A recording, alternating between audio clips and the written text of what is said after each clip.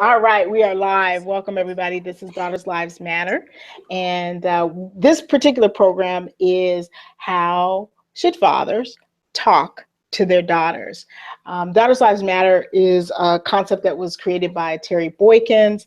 And we're going to just figure out some things and talk tonight. If you're watching this broadcast and you'd like to be a part of it, we have a couple of ways that you can participate.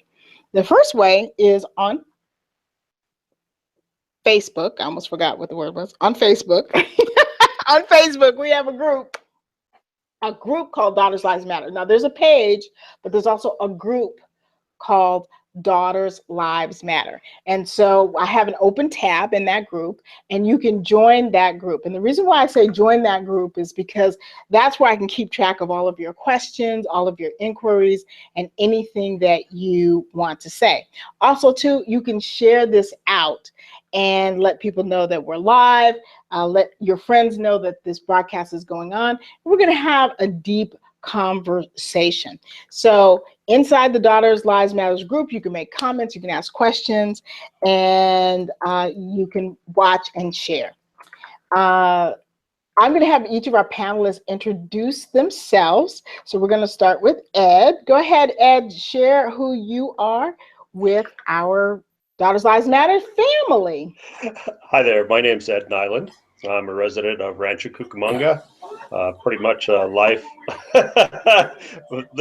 lived most of my life in the IE, but through my formative years, grew up in North Long Beach and been friends with Mr. Boykins for about 20 plus years. Very good, very good. Well, we love Rancho Cucamonga, so I gotta give my Rancho Cucamonga a push up. Tito, go ahead and introduce yourself. Hey, what's up, everybody? My name is Nason Buchanan. Why did you say Tito? That's my street name. Okay, so, is it okay if I call you that, or do you want me to call you Nason? You call me Tito. Okay. Just want to make sure I wasn't like totally calling you something else. Okay. Yeah, originally from born in Chicago, grew up in Gary, Indiana, living on the West Coast in Los Angeles, and just happy to be a part of this conversation because it's really important. Very good. Welcome so much. Welcome. Nance, are you there? Yeah, I know. Now I had to plug into my phone. I'm like, what the hell happened? Luckily, I had my phone right by here, so. Okay, that's the lifesaver. Okay, so go ahead and share with us who you are. My name is Nancy. I have a nonprofit. It's For Paws and a Cause. It's dedicated to the pet companions of low-income seniors and of the homeless. I feel very, very strong about this because, for one, the seniors, we're living in a world that they created, and they are really ignored. People kind of think that, oh, yeah, they've already lived their lives, so now it's time for us, but it's not, because a lot of them, like I said, they were living in what they created, and they shouldn't have to. A lot of them have to give their animals up because they can't afford the vet prices, and some of them, a good deal of them, that's the only reason they wake up in the morning is for their loved pets. They've lost a lot. They lost family members. They lost friends, but that's the reason that they wake up. And the homeless situation, I know a lot of people don't agree with that they should have animals, but there are more homeless people because of the economy now. There are more homeless families. So they have animals as their protection. Mm-hmm. When they live in the river bottom or something like that, if they have a dog, that's their protection. So the reason I do this is that better that dog be spayed or neutered and not be out there making more unwanted animals, and that make sure that the animal is fed, that their pet is fed. I have never met a homeless person that I've offered, said to them, would you like some food for your animal? I've never had anyone say, no, I want money for me. They're always like, oh yeah, or they will eat before, they'll let their pet eat before they eat, Right. you know. And And the a lot senior, pardon me? you post on Facebook when you, in the summer when it's really hot, you giving bottles of water to homeless and to their pets. And Yes. we love seeing that on Facebook. So we see your work, you know, and it's good. Oh, We're good. watching around the country. The Inland Empire is desert, and so it's very hot here Yeah, in the summer. it is. And so she makes sure that there are some opportunities for pets, not only the people to get, you know, water and shelter, but pets to get water and shelter too. So tonight's topic is, how should fathers talk to their daughters? And one of the things that we wanted to really cover is, what is it that when you're having a conversation with your daughter, okay, what kind of tone do you use? What kind of, is the tone different for a 3-year-old than a 13-year-old than a 23-year-old? What's your experience in that area, Ed? Well, one of the things that sets me probably a little apart from possibly the rest of the group is I'm the father of 3 adult sons. Okay. So I don't have, and when, you know, Terry invited me to participate in the show, you know, I explained that to him. But during conversation between Terry and I shared some of my thoughts with him, and he thought that that might be worthy or valuable input for the show. So with regards to talking differently to girls of different age groups, with younger girls, I have limited to almost no experience. You know, I grew up with nieces who I'm very fond of and fairly close to, but you know, it's still an uncle capacity. It's not a father capacity. Do you think it would be different? Do you think that your tone would be different, or do you feel like you would be the same? Oh, definitely, definitely. You know, because a young person is developing emotionally, psychologically, and I think common sense would just say that, you know, a person who's in earlier developmental stages needs to be offered information in a way that's easier for them to digest and understand. You know, you don't want to give a 3-year-old too much tough love, but a 13-year-old's going to get a little bit more. My experience most recently, and one of the things Sarah and I talked about, was I now am having to go through a very fast learning curve by not having that early communication experience. And now I'm beginning to have daughters-in-law come into my family. And that is a new experience for me. I'm dealing with emotions that are different. You know, I'm not used to feeling emotions for a daughter. So I'm learning myself how to communicate with a young woman who I have a set of feelings for that you know, prior to having this type of relationship with the daughter-in-law, my wife and my mother were my primary female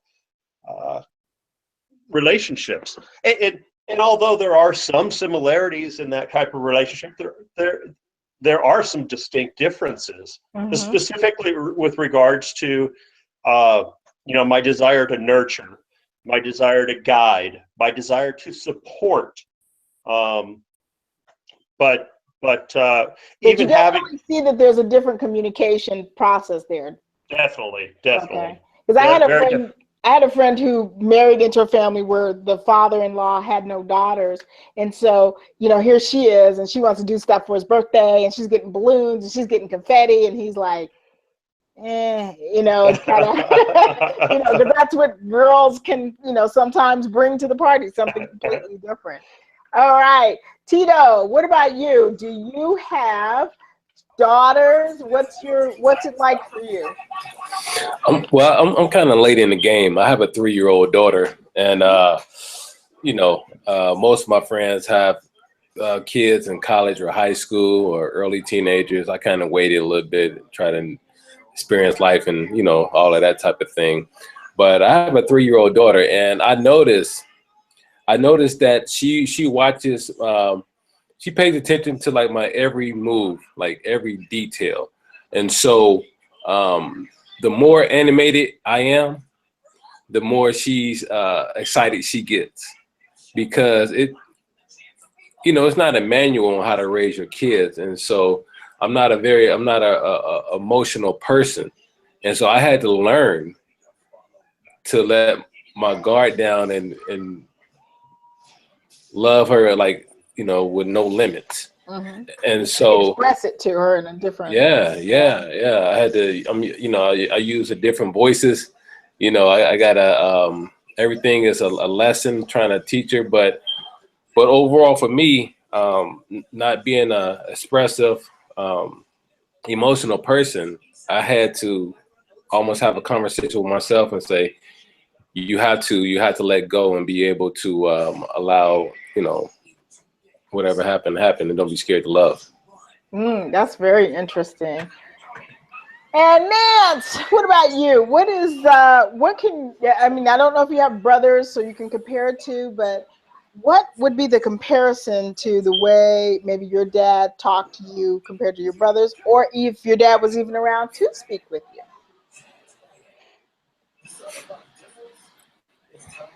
Whoops, do I have some sound for you? Hold on, Nance. Go ahead. Sorry about that. Okay, yeah. I was adopted, and then once I was adopted, the woman who adopted me got a divorce. So I never knew that man, and she was married several times after that, but I never had a father. I'm a single mother, but it was very important to me that my daughter had a father because I never had a father.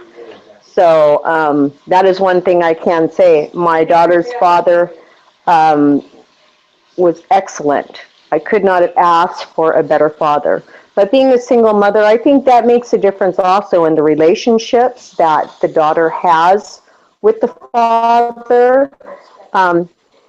Sometimes her father's not very emotional. I call him Mr. Personality because he does not have a lot of emotion. And I'm rather dominant, let's put it that way,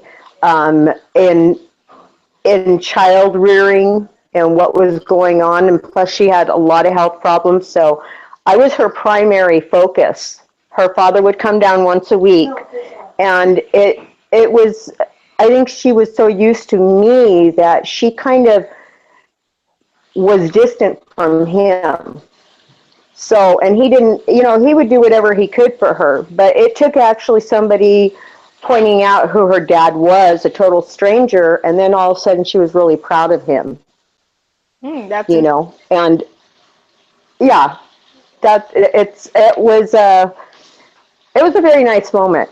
It really was, and all of a sudden she was like, oh, you know who my dad is? Oh, so, but, once again, he, like I said, he doesn't really have, I'm the more dominant one. So, Not having known your father, what would you have liked that relationship to be like? Oh, with a father?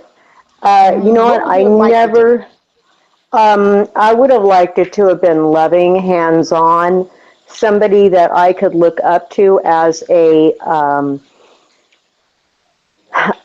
figure that when I got older, with men that I chose, I could make better choices. With experiences in my life, because I was emancipated very young, so I was basically raised on my own, so yeah, to have a father there, and to be softer, not really softer, I mean dominant in a way, but excuse me, my adopted mother was very aggressive and very violent. So I would have liked to have had a refuge with the father also. One that I had that with my adopted grandfather and my grandmother. My grandmother was very violent, but my grandfather was the one that was like, leave her alone. And he'd always say, take me over to him or take me in his den. So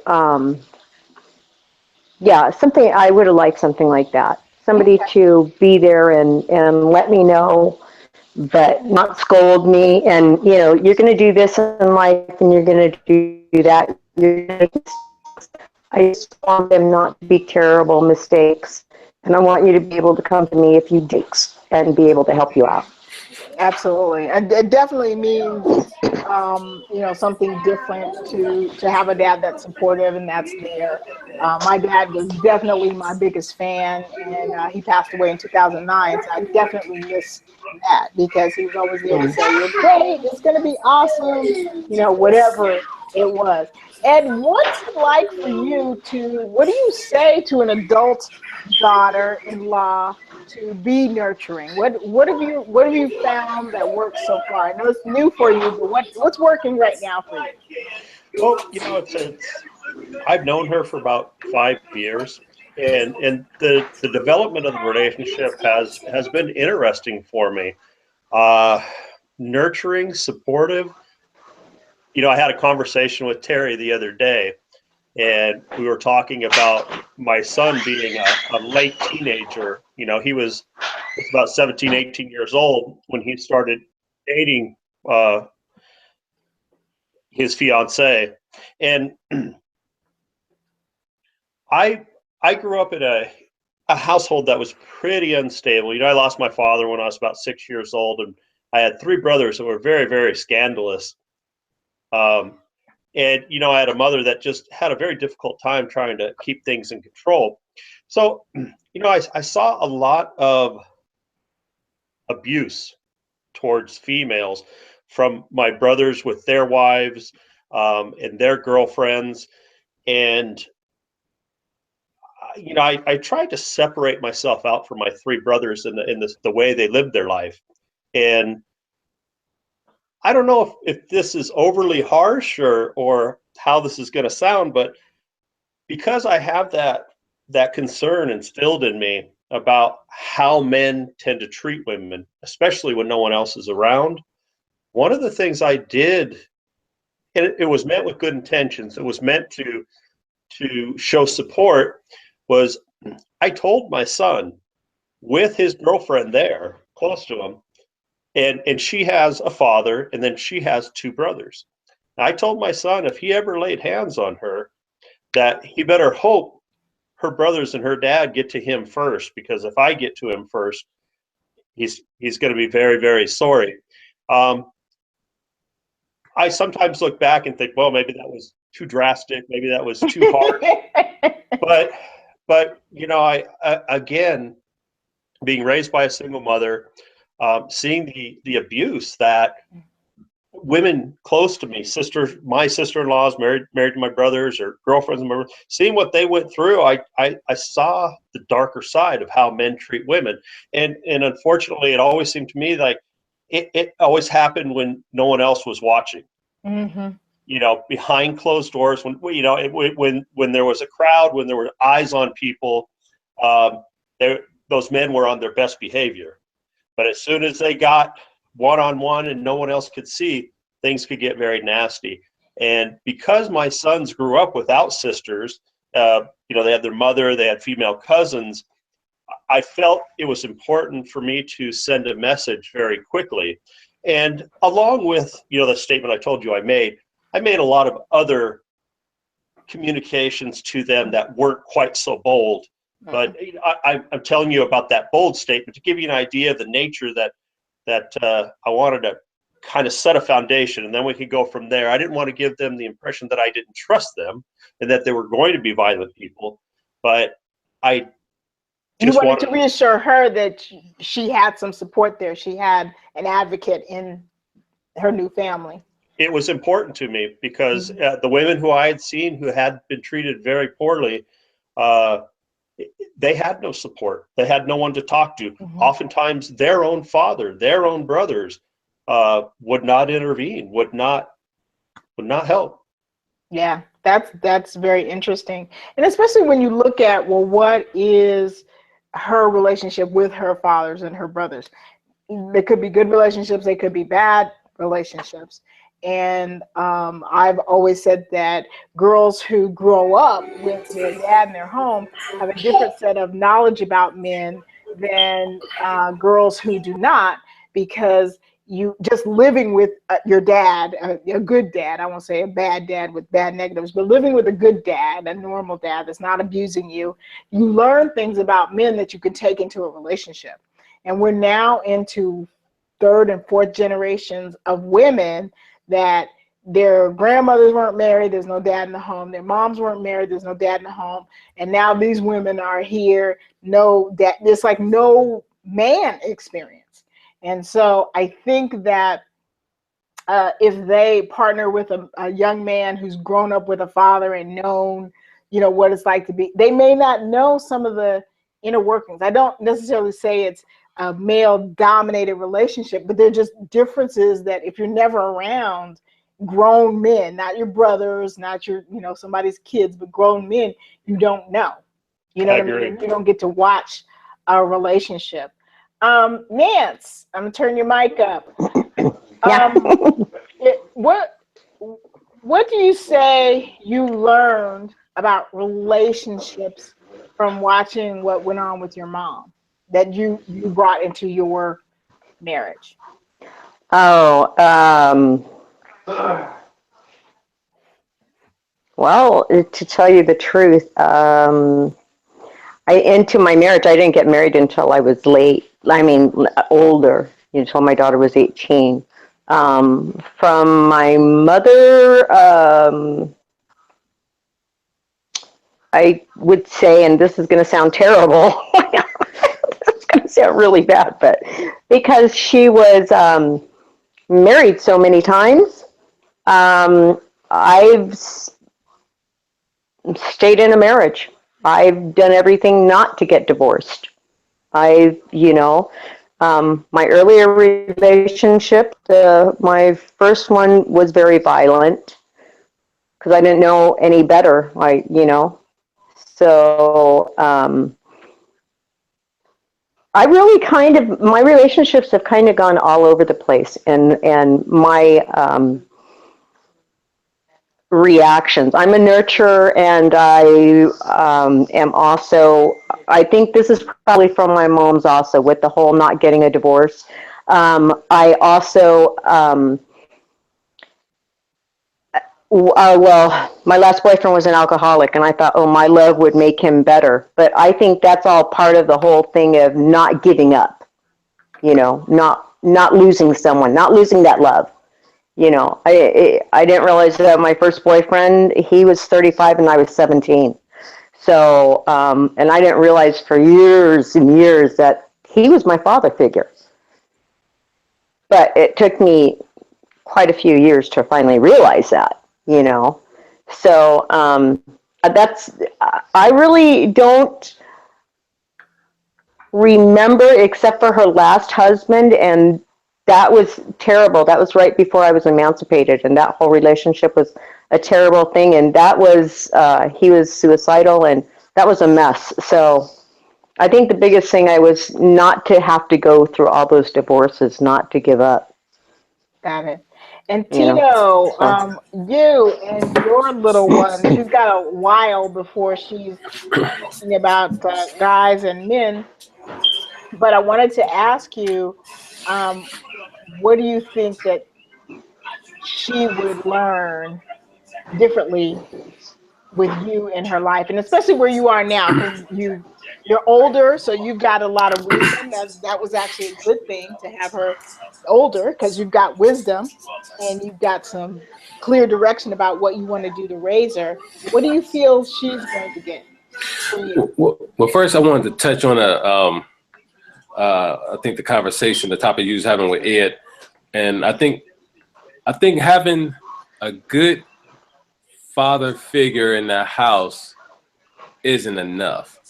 I've known women and family where you have a father who provides, who works, who talks with the daughters, who love them very much, but doesn't put them on game about life, doesn't put them on game about how men think, how conniving, how the vultures out there are looking for women who are, And so I think it's not that men don't want their daughters to be prepared, but I think that I met women who lived in homes with their father, but were like so naive to life, I couldn't believe it.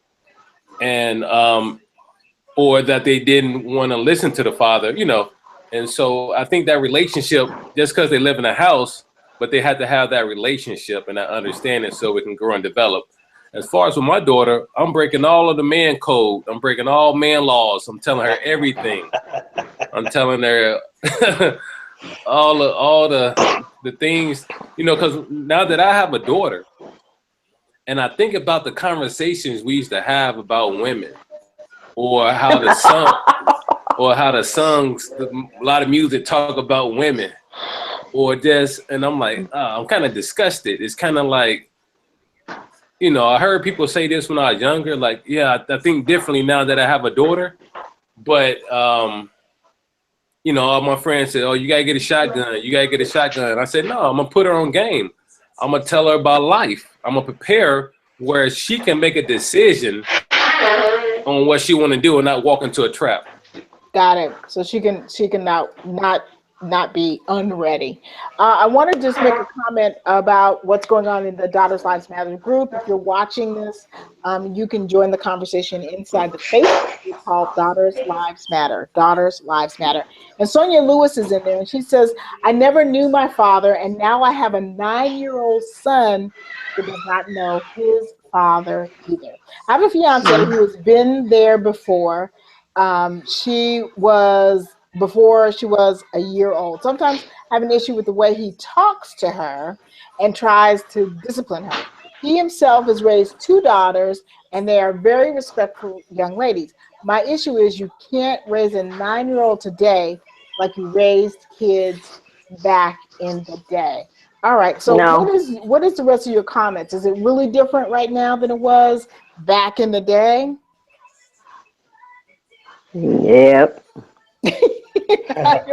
Who wants to elaborate? I think it's a yes. It's a yes and a no. Yes, no. It's not different because human beings are human beings are human beings. But what is drastically different is the awareness we have of ourselves, and I have to agree. With Sonia's statement because it is different today in that although we're still human beings, we think differently today because of the world around us, because of the way things are happening, and because of the experiences and the information we've received from life studies. We know things now we didn't know back in the day. Like what? Like what, Ed? Tell me what it is that we know now. Put me on the spot. No, I mean just whatever in your heart that you kind of like for me, cell phones were not a big deal. They were around, but they were not the serious thing. Like if I had a 7-year-old and I had to deal with cell phones now, man, it's a whole different ball game. I was teaching my kids stranger danger and don't let anybody touch you with your bathing suit covers. We got a whole different thing going on now. So, I haven't had to think through how do we navigate the cell phone, the smartphone thing. Well, one of the things that, and this is a philosophical thing, no data, because earlier I mentioned because of studies and things, and I honestly don't, I made that statement unprepared to answer about statistics and hard facts, but just something that as a 52-year-old man, I recognize myself today and the information that I would give much differently to a granddaughter than I gave to my own sons back when my sons were little, and we're talking 22, 23 years ago when they were just old enough, just learning to speak and able to communicate. I instilled in my sons at that time that all people are naturally good at their core, and they want to do good things and they want to help you. And always think that way. As a 52-year-old man now, if I have a granddaughter, I am not going to tell her everyone is out to be nice to you first. Many, many, many people are very good at their core, and you know, they have the spirit in them and they want to do the right thing. But there is a percentage of people, and I can't tell you what that percentage is, and at their core, their desire is not to do the right thing. And you know, there's a lot of wolves in sheep's clothing in this world. Absolutely. And you know, the skin suit that God gave me makes me look away that other men that have the same physical appearance I do, when they see me, they feel they can share things with me because they think, you look like me, you must think like me. And Dr. Wright, I've heard things in my life that would make you cringe. And it, you know, it's I haven't become cynical because I'm getting old. At least I don't think I am.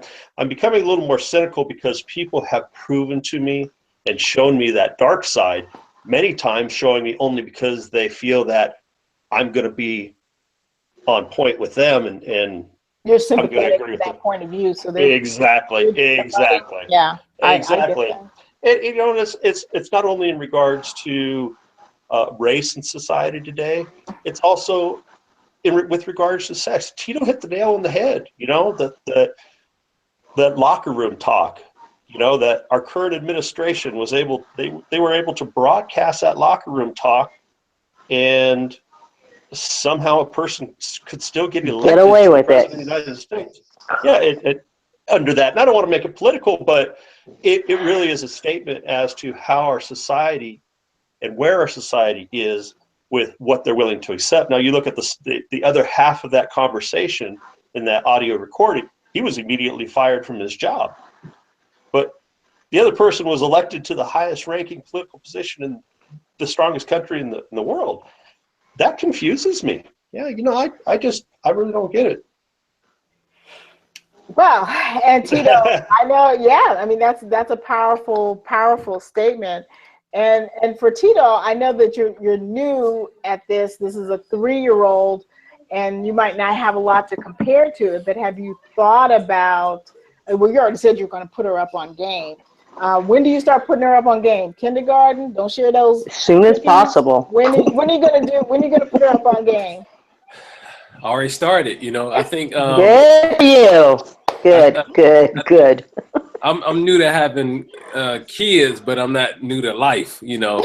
I got sisters, you know.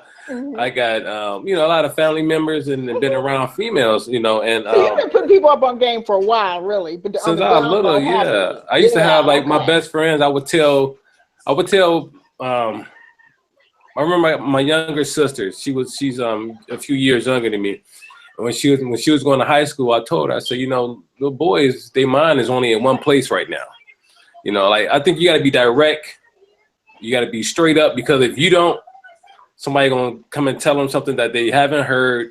It is all game. It's all an illusion.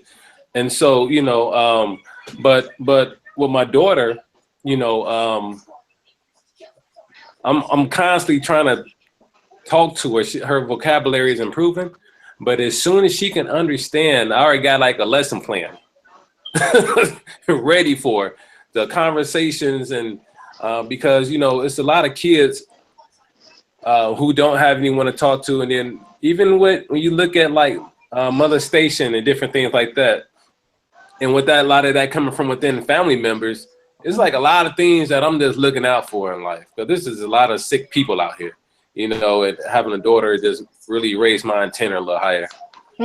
Yeah, you can definitely, you know, you definitely feel like, you know, I felt that way too. And my policy was that any kid could spend the night at my house, but my kids couldn't spend the night other places, because I felt like I don't know who's in your house. I don't know who's coming through at night. I don't, you know, I just, you know, didn't assume my children would be safe. And you know, which meant I wound up with a lot of random kids at my house. Sometimes I would be like, and who is this? I don't. They're staying for dinner, Mom. Okay, where do they live? I don't even know their mom. And I would be surprised at how many times a kid would be Parents in my just house, let their kids. and no parent ever called me. They didn't come by. They didn't ask me who I was. I mean, it was like, oh, good, my kid's not here. You know what I mean? It was like, wow. And even to the point of not even, you know, picking up their kid. I'm like, okay, well, you've been here for 2 days, and I don't mind feeding you, but I'm gonna take you home. So it's very, very interesting. So I'm going to dip into the financial part, which I know that Terry loves to talk about. He's not here, so I'm going to pitch it with him. So I'm going to start with you, Ed. What financial conversations do you want to have with these brand new daughter-in-laws and maybe a granddaughter when she comes along? You know, from the daughter-in-law aspect, I haven't talked much about money. You know, it's an uncomfortable subject for me. It's something I breach with my son, and I'm showing my own ingrained chauvinistic attitude in that because, you know, I haven't felt comfortable broaching the subject with her. I've stayed on him with it. But that's something, you know, now that you bring it to my attention, I need to change. I need to give her the same respect that I give to him, and talking about that. With regards to a young girl, a granddaughter. I know you don't have one yet, but what do you have, a thought, a plan? You know, I hope I'm going to be more like Tito in that, you know, I'm going to have my game plan ready before it's needed. And I think I'm already starting to formulate it, even though that granddaughter's not here. But, you know, I number one, the first thing that comes to my mind is I hope I can convey to my granddaughter that because she's a female, it makes her no less of a human being than any man in her life or in this world.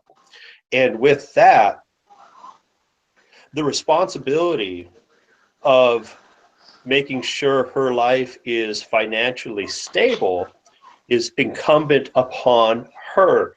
I know it's a two-edged sword. Giving up the responsibility for finances could create for some people a sense of relief and something you don't have to worry about. But at the same time, that male dominance comes in and says, well, I'll handle the money. You don't worry your pretty little head about it. No. It's not going to work. You know, if you're in a relationship, it needs to be a partnership. And for my granddaughter, if she's not in a relationship, I want her to be a confident person when it comes to her finances, that she can make decisions and plan accordingly to make her life as stable as possible as she progresses through it, and hopefully avoid some of the foolish decisions that many of us in the United States have made over the last decades and decades and decades. Absolutely. I have a quick question from the room for Tito. Sonia Lewis asks, at what age, and I'll make sure your microphone's up, what age, there we go. What age are you giving sex talk? As soon as she can understand, I'm thinking 5 or 6. I mean, I know that sounds crazy, but not in depth like that. But I think you gotta think about it. I was reading something and I heard some kids in a daycare, a little kid got called performing oral sex on another, and then it's so easy just to get a phone. Like my daughter can work an iPad and look at the games and the YouTube and all that. So maybe 5 or 6 is young, but as soon as we can start having back and forth conversation, I'm gonna start tapping into that little area as far as the difference with boys and girls and the do's and don'ts. You know, as soon as she can understand me, I'm gonna start to go there, because the way I look at it, I don't know how long I'm gonna be blessed to be on this earth. And I can say, well, I'll wait till she's 10 or 11. I don't know. My thing is to instill in her everything that I have and the knowledge that I have in me, as soon as she can understand. So I don't know how old that'll be. Maybe But 6, you're ready 7. for it. Well, maybe you could just I'm try ready with the for it. bathing suit talk. You know, nobody touches you where your bikini bathing suit goes. That's where I started. Little boys, little girls. If your bathing suit covers it, nobody's supposed to be touching you there. Exactly. So maybe you have to go straight to birds and bees. You can kind of. Well, I'll ease into it. You know, I'll ease into it. But like I said, I want to start having those that dialogue to transition into it eventually. Right, to transition. Someone else is typing another question. I just want to give them a second to get this question up. We just have a couple of more minutes. This has been Daughters Lives Matter. This is a monthly discussion that we're having about how our daughters are treated, what we can do to grow strong young women, and how we can do it. So Sonia Lewis asked me, Dr. Wright, what do you think? I think, like I said, start off at 2 or 3 or 4. We used to say stranger danger, but we know that children can be mostly molested by people that they know, not a crazy stranger off the street. And so what I did was I started my children with where a bathing suit goes, nobody touches you. And you can start that at 3, 4, 5, 6. Mm-hmm. And so then if they're in daycare and someone is trying to do anything, and also just talking to your kids about how to say no. One thing I don't do is I don't make my niece and nephew, they're like 3 and 4. I don't make them hug me. I'm not violating their, go hug your aunt. If they feel something in their gut that they're not comfortable, that's fine. I don't take it personally. I take it as this is a time for them to grow and learn what's safe and not safe for them. I'm a safe person, but I don't get my feelings hurt because they don't, hug me or whatever. And so letting children say no without getting disrespectful, no, without getting all upset, letting them have boundaries. Sonia Lewis says 9 is too young to have the sex talk.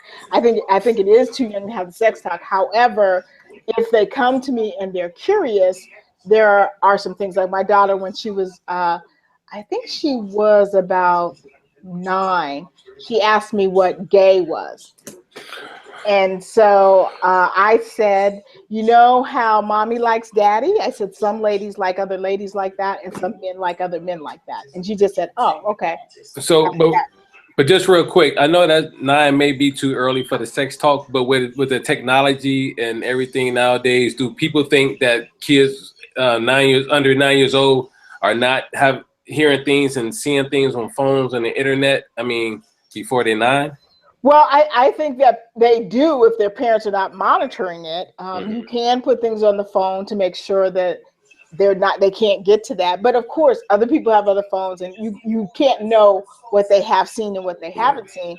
But the thing is that if you have an open dialogue, this kid is going to let you know. Yeah. So you don't have to jump in and preempt. But when she comes to you and says, I got a question, or I saw this, what is that? I was watching a movie. It was a Tarantino movie. Anyway, there was a male rape going on, and I didn't know that scene was coming up. And so the violence was okay. My son was sitting there and he's like, well, what are they doing? So it was like, oh, let's see that. So I think it'll come to you, but always keeping the conversation open is the big thing.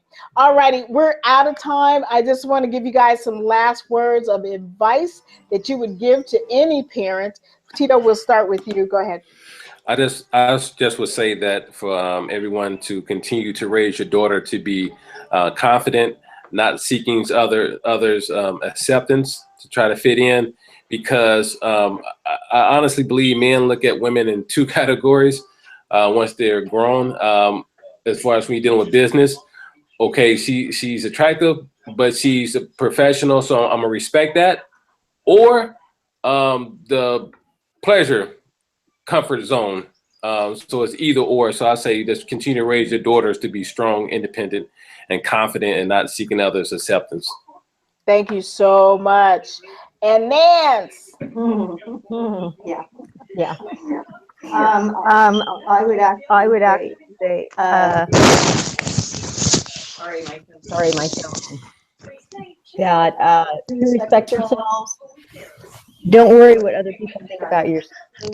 Think about yourself the best you can. As long as you are happy with yourself and you're strong and you can do anything, that's the most important thing in the world. And that's what I'm going to tell my granddaughter. Nice. And Ed, you're gonna have one granddaughter one day. I would like to make my final comment about the advice I would give. I would like to springboard off of something Tito said, and you also added in was what age do you give the sex talk? And we say sex talk. The sex talk doesn't necessarily have to be the whole book, every chapter. We could a few pages here, a few pages there. So Tito seemed to be slightly uncomfortable about whether 5 or 6 was too young. That's your daughter, and you know her better than anybody else does. So trust your gut and go with that love you have inside you. And if 4 years old, it seems appropriate to start sharing some small pieces. And this is springboarding off of what Dr. Wright said.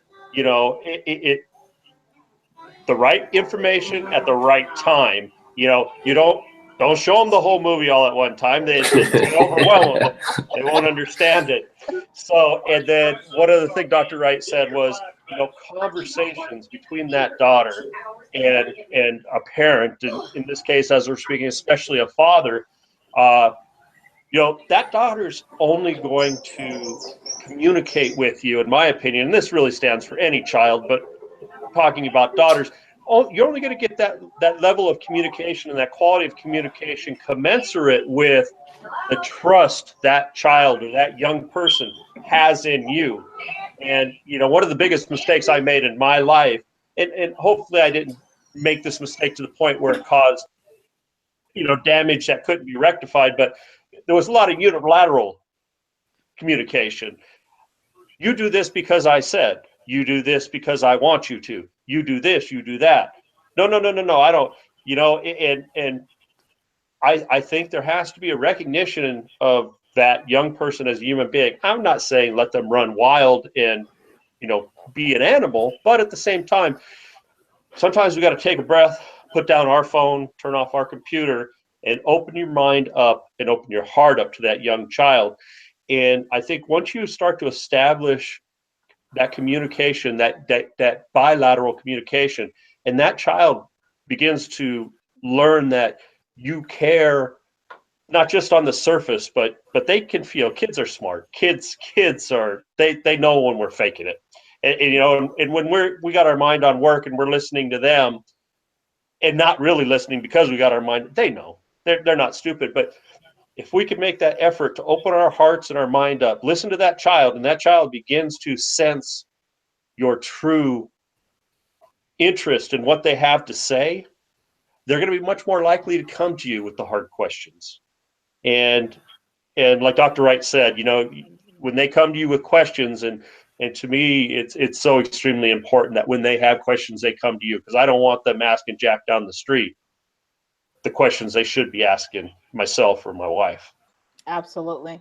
Thank you so much for joining. For all of you guys that are watching, you can learn more at daughterslivesmatter.com. That's www.daughterslivesmatter.com. Again, and if you're part of the room, you can see that Terry has put in that note, daughterslivesmatter.com. Thank you so much for joining me. Remember, ignoring one's conscience is neither safe nor right, and I'll see you next time.